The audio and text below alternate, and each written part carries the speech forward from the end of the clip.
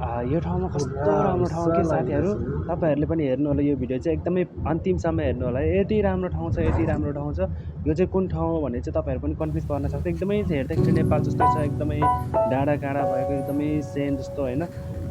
तर पनि यो एकदमै फरक किसिमको एकदम हरियाली एकदम उत्साह लागिरहने भएको कारणले चाहिँ यो एकदमै पर्यटकीय स्थल क्षेत्र पनि पर्दो रहेछ। यहाँ चाहिँ एकदमै सबैजना पनि घुम्न आउँदो रहेछ। र अझै चाहिँ हामी चाहिँ बिहानै गएको कारणले चाहिँ हामीले चाहिँ कुनै पनि पर्यटकहरू भेट्न पाएनौँ। हामी चाहिँ बिहानै हामी चाहिँ सामान पुऱ्याउनको रेडी गरेको कुरामा एकदमै मलाई चाहिँ मिठो लाग्यो, एकदमै आकर्षित लाग्यो। मलाई चाहिँ त्यहाँ गएर चाहिँ बस्नु जस्तो पनि एउटा फिल भयो। त्यहाँ चाहिँ एकदमै एउटा राम्रो गाउँहरू पनि रहेको रहेछ।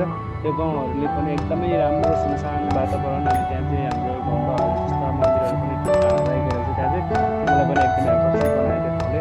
र एकदमै यहाँ हिँडिरहँदाखेरि चाहिँ म चाहिँ एकदमै डाँडामा एकदम मजाले हिँडिरहेको जस्तो पनि मलाई फिल भयो। त्यही कारणले हजुरहरू पनि यदि चाहिँ यो भिडियोमा चाहिँ तपाईँहरूले चाहिँ यो कुन ठाउँ हो कुन हो भनेर थाहा पाउन चाहनुहुन्छ भने मेरो भिडियोलाई हेरेर चाहिँ कमेन्ट लाइक सेयर चाहिँ तपाईँहरूले चाहिँ अनिवार्य गरिदिन चाहिँ म अनुरोध गर्दछु तपाईँहरूलाई।